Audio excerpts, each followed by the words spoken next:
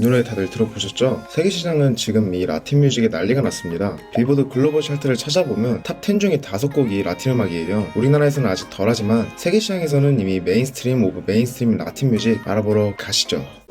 라틴 뮤직은 단어 그대로 라틴의 음악을 의미합니다. 아시다시피 라틴 아메리카는 콜럼버스의 신대륙 발견 이후에 유럽인, 아프리카인들이 유입되면서 여러 문화와 역사가 혼합된 공간이죠. 그러다 보니까 라틴 음악은 특정한 것으로 구분지을 수가 없어요. 너무 다양하거든요. 일반적으로 라틴 아메리카, 미국 내의 히스패닉, 카리브 연안의 음악을 통틀어서 라틴 뮤직이라고 부릅니다. 라틴 음악이 미국에 퍼진 건 2차 세계대전의 영향이 컸어요. 당시 미국인들은 끔찍했던 전쟁의 기억을 잊고 싶어 했는데 라틴 아메리카의 노래가 자격이었죠. 세계대전에 쌓이지 않아서인지 댄스를 돋구는 신나는 노래들로 가득했거든요. 정치적으로도 라틴 아메리카의 우호 정책을 펼치면서 라틴 음악은 미국으로 빠르게 퍼지기 시작했습니다. 그로 인해 페레즈 프라 같은 아티스트가 미국 차트에서 1위를 차지하기도 했죠.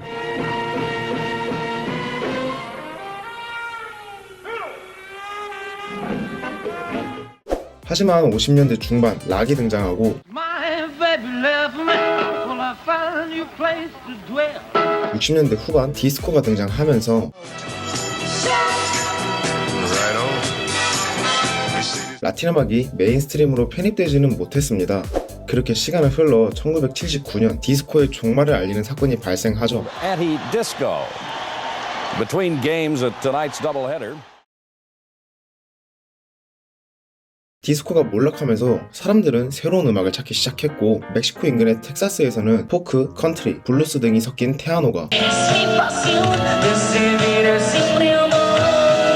뉴욕과 마이애미, 디트로이트에서는 힙합과 혼합되어 신스 악기를 특징으로 하는 라틴 프리스타일이 탄생합니다. 언더그라운드에서 시작한 두 음악은 대중들에게 빠르게 입소문을 타기 시작했고 결국 90년대 라틴 팝 열풍을 만들어냈죠. 리키 마틴은 리빈 라 비다 로카로 빌보드 핫100 5주 연속 1위를 기록하기도 했습니다.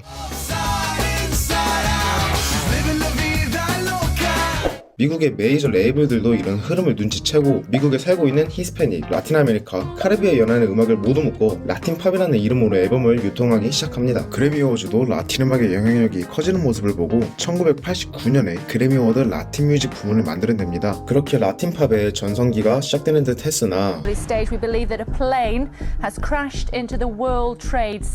2001년 9.11 테러가 발생하죠. 전 국민이 애도하는 분위기 속에서 신나는 음악이었던 라틴 팝이 설 자리는 더 이상 없었습니다. 그렇게 다시 한번 라틴 팝은 미국의 메인스트림에서 멀어지지만 동시에 푸에르토리코에서는 새로운 음악이 탄생하는 시기였어요.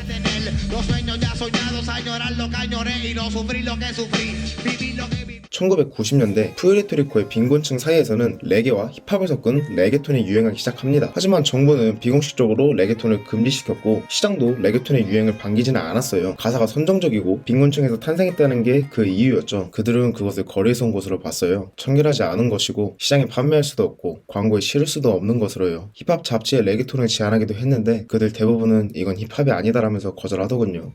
하지만 푸에르토리코의 수도 산호안에는 정부의 금지나 시장의 부정적인 테러 따위는 신경 쓰지 않는 아티스트가 있었습니다. 데디 양키는 단지 자기가 살고 있는 동네 일상을 얘기하고 싶다는 생각뿐이었죠. 저는 모든 것에서 영감을 찾고 있었어요. 하루는 누가 밖에서 가솔리나 라고 소리쳤어요. 항상 새로운 파티를 찾아다니는 여자들을 가리키는 말이었어요. 푸에르토리코의 일상이죠. 이거다 싶었고 그렇게 바로 작업에 들어갔습니다.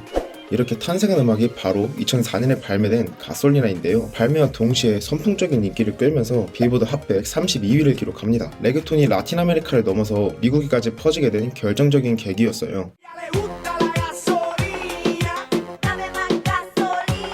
이제 레게톤은 주류로 자리 잡았고 동시에 데디 양키와 콜라보를 원하는 아티스트들도 많아졌죠. 그중 한 명이 바로 루이스 폰시였습니다. 루이스의 곡을 듣자마자 참여를 결정했다고 하는데 그럴만했죠. 그 노래가 바로 데스파시토였거든요. 저스틴 비버까지 피처링으로 참여하면서 데스파시토는 16주 연속 빌보드 차트 1위를 기록합니다. 동시에 데스파시토를 기점으로 라틴 열풍이 다시 불기 시작하죠. 라틴 열풍의 수혜를 받은 대표적인 인물이 바로 카멜라 카베요예요. 지금은 너무 유명한 노래 하바나는 원래 발매 당시에 별 주목을 받지 못했어요. 99위에 머물러 있다가 데스파시토를 기점으로 라틴 팝 열풍이 불면서 무려 23주 만에 1위를 기록했죠. 떡상콩이를 찾았으면 풀매수 해야겠죠. 라틴 음악의 인기를 실감한 카디비, 드레이크는 각각 라틴 아티스트와 콜라보한 노래를 내는데요. 카디비는 빌보드 핫백 1위, 드레이크는 5위를 차지하면서 둘 다 좋은 기록을 차지합니다. 그리고 이런 콜라보로 인해 라틴 음악의 인기는 더 올라가고요. Oh, he's so handsome, what's his name? I need the Dile que tú eres mía, mía, tú sabes que eres mía. 눈썰미 좋으신 분들은 눈치채셨을 텐데 미아이도 등장하고 아이라이크에서도 나오는 인물이 있죠. 바로 오늘날 라틴 음악의 슈퍼스타 배드버니입니다. 8년 전까지만 해도 배드버니는 슈퍼마켓에서 일하고 있었어요. 그러다 사클에 올려놓은 작업물이 DJ 루이안의 귀에 들어갔고 그걸 계기로 2015년에 데뷔합니다. 2017년에는 베키지와 콜라보한 마요레스를 발매하는데 배드버니는 기존에 유행하던 라틴 팝이 아니라 라틴 트랩을 불렀어요. 그리고 이게 대중들의 귀를 제대로 사로잡았죠. No dura, yo estoy activo 24/7. Conmigo no se falta. 배드버니는 사실상 라틴 트랩의 리더로 등장했습니다. 마요레스를 통해 배드버니의 인지도는 폭발적으로 증가했어요. 여러 아티스트와 콜라보를 진행하게 됐고 그렇게 2015년에 데뷔한 이 젊은 아티스트는 1년도 안 되는 기간 사이에 I Like It 그리고 미아를 터트리면서 히트곡을 2개나 만들어내죠. 24살의 어린 아티스트가 라틴 음악의 최정상에 오르는 순간이었습니다. 2022년에는 정규 앨범 언베라노 신티를 발매하는데 무려 13주 동안 빌보드 핫 200에서 1위를 기록합니다. 나온 지 1년이 지난 지금도 차트에서 상위권이에요. 스포티파이에서는 185억 회 이상의 스트리밍을 기록했고요. Y tú me preguntó, Pero ven acá, muchacho, ¿y para qué?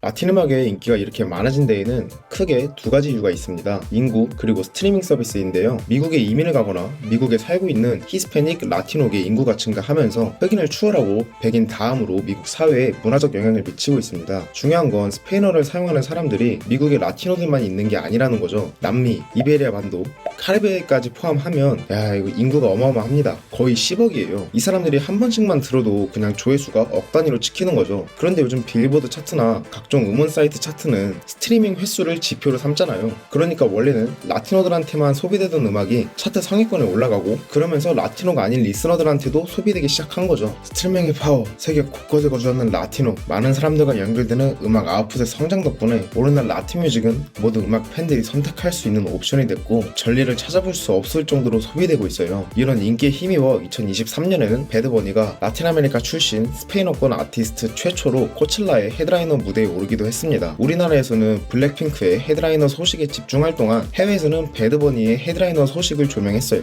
그만큼 라틴 음악이 대세가 됐다는 거죠. 어떻게 보면 K-팝의 성공 스토리를 똑 닮은 오늘날의 라틴 음악 어떤 매력으로 세계 리스너들의 귀를 사로잡은 건지 오늘 한번 느껴보시면 어떨까요? 지금까지 알고 들으면 더 맛있는 음악 이야기 알더맛이었고요. 앞으로도 계속해서 음악 이야기를 듣고 싶으시다면 구독과 좋아요 부탁드립니다.